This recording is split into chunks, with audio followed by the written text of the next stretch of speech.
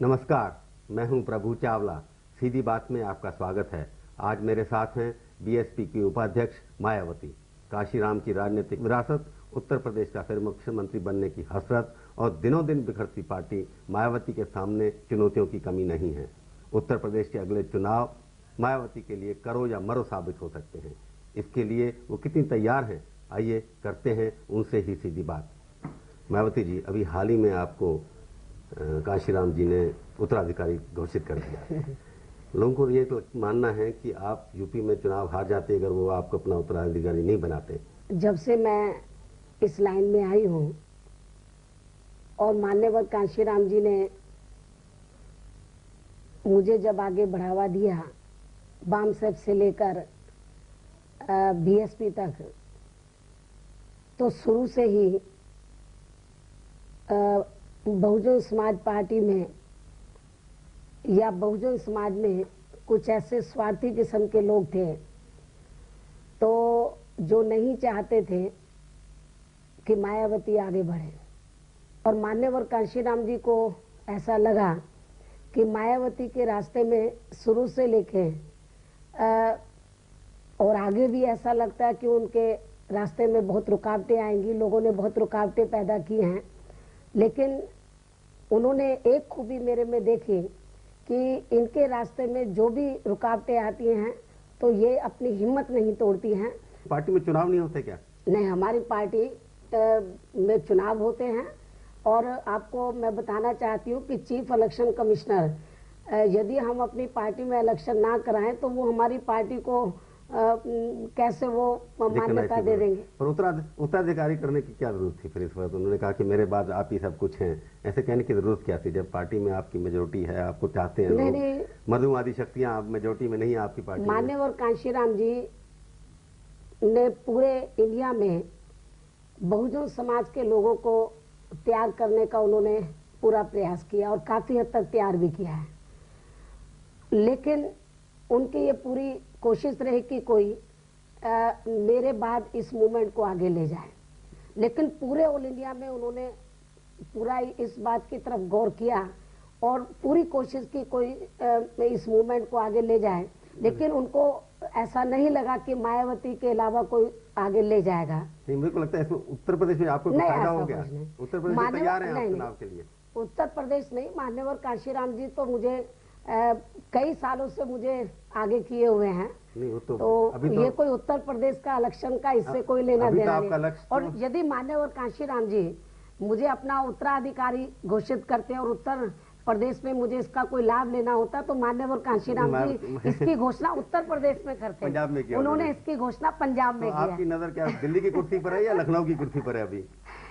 अभी हमारी जो नजर है, आपकी अपनी नजर कहाँ पर है? अभी लखनऊ की कुर्सी पर है। तो उसमें आप प्राप्त कर लेंगे उसको दोबारा से? मुझे पूरा भरोसा है कि उत्तर प्रदेश में जब भी विधानसभा का चुनाव होगा तो बहुजन समाज पार्टी को एब्सोल्यूट मेजोरिटी मिलेगी और हम अकेले अपने बलबूते पर 5 साल के लिए आप 2 बार मुख्यमंत्री रही, आपने ऐसे कौन से कार्य किए, काम किए जिसकी वजह से लोग दोबारा आपको चुनेंगे? इस बारे में मैं आपको ये बताना चाहती हूँ कि सबसे पहले मैं 1995 में मुख्यमंत्री बनी, फिर 1997 में।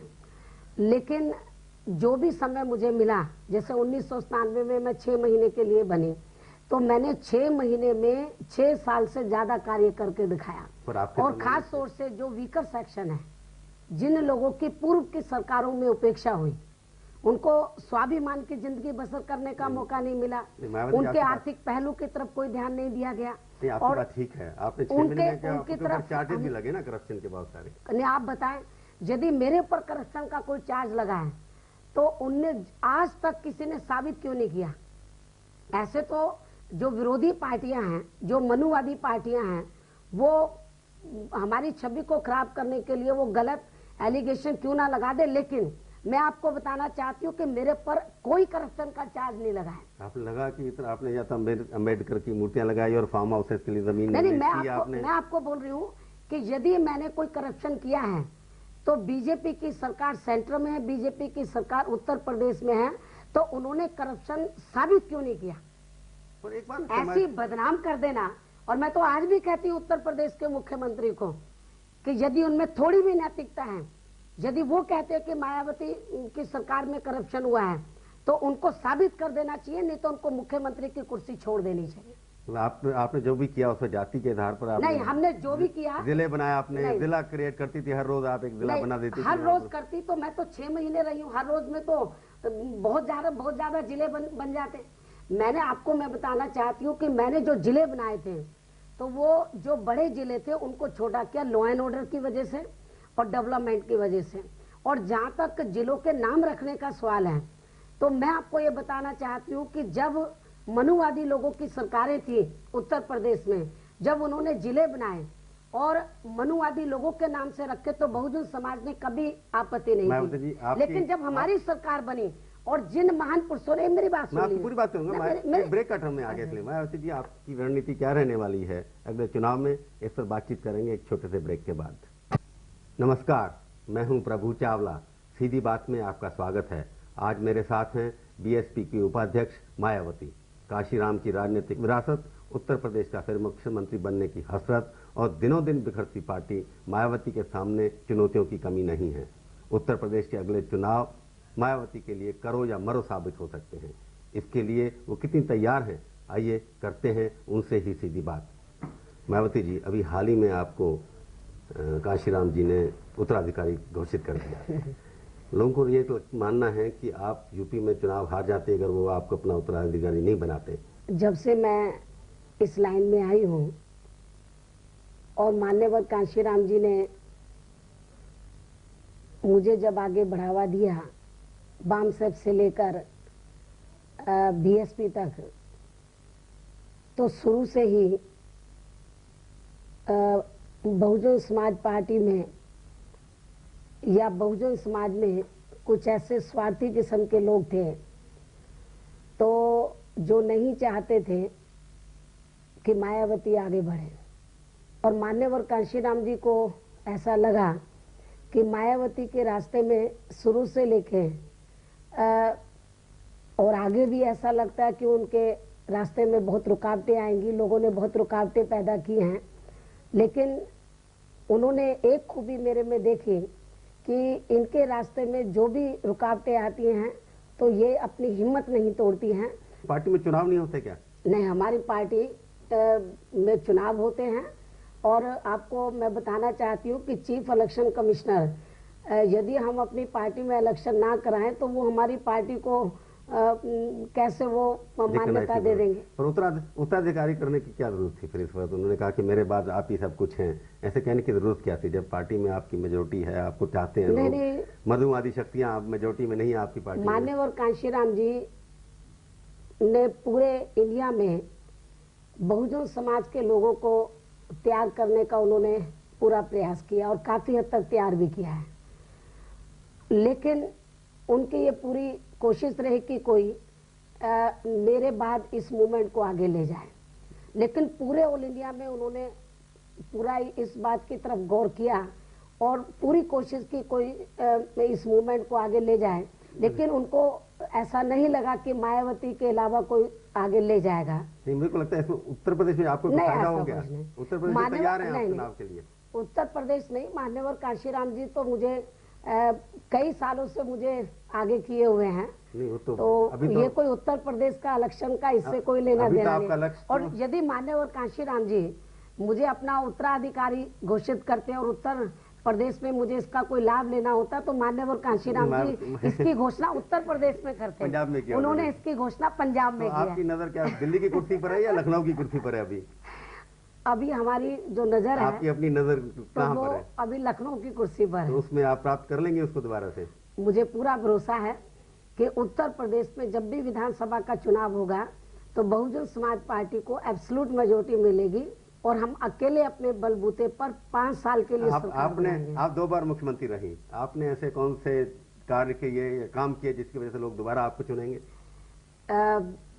इस बारे में मैं आपको ये बताना चाहती हूँ कि सबसे पहले मैं 1995 में मुख्यमंत्री बनी, फिर 1997 में।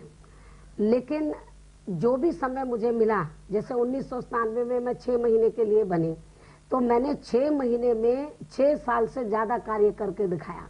और खास तौर से जो वीकर सेक्शन है, जिन लोगों की पूर्व की सरकारों में उपेक्षा हुई, उनको स्वाभिमान की जिंदगी बसर करने का मौका नहीं मिला, उनके आर्थिक पहलू की तरफ कोई ध्यान नहीं दिया गया। और बात ठीक है, आपने 6 महीने में क्या उनकी तरफ चार्जेस भी लगे ना करप्शन के बहुत सारे। नहीं, आप बताएं, यदि मेरे ऊपर करप्शन का कोई चार्ज लगा है तो उनने आज तक किसी ने साबित क्यों नहीं किया?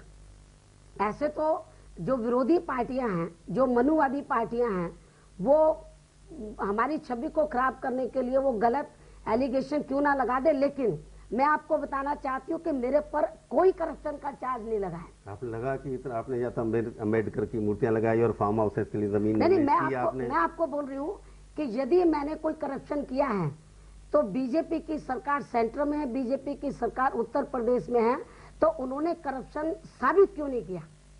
पर एक बात ऐसी बदनाम कर देना, और मैं तो आज भी कहती हूँ उत्तर प्रदेश के मुख्यमंत्री को कि यदि उनमें थोड़ी भी नैतिकता है, यदि वो कहते हैं कि मायावती की सरकार में करप्शन हुआ है, तो उनको साबित कर देना चाहिए, नहीं तो उनको मुख्यमंत्री की कुर्सी छोड़ देनी चाहिए। आपने जो भी किया उसमें जाति के आधार पर नहीं, हमने जो भी किया, जिले बनाया, आपने जिला क्रिएट करती थी, हर रोज आप एक जिला बना देती थी। हर रोज करती तो मैं तो 6 महीने रही हूँ, हर रोज में तो बहुत ज्यादा जिले बन जाते। मैंने आपको मैं बताना चाहती हूँ कि मैंने जो जिले बनाए थे, तो वो जो बड़े जिले थे उनको छोटा किया लॉ एंड ऑर्डर की वजह से और डेवलपमेंट की वजह से। और जहां तक जिलों के नाम रखने का सवाल है, तो मैं आपको ये बताना चाहती हूँ कि जब मनुवादी लोगों की सरकारें थी उत्तर प्रदेश में, जब उन्होंने जिले बनाए और मनुवादी लोगों के नाम से रखे, तो बहुजन समाज ने कभी आपत्ति नहीं दी। लेकिन जब हमारी सरकार बनी और जिन महान पुरुषों ने, मेरी बात सुनिए, पूरी बात करूंगा, मैं ब्रेक कट में आगे इसलिए मायावती जी आपकी रणनीति क्या रहने वाली है अगले चुनाव में, इस पर बातचीत करेंगे एक छोटे से ब्रेक के बाद।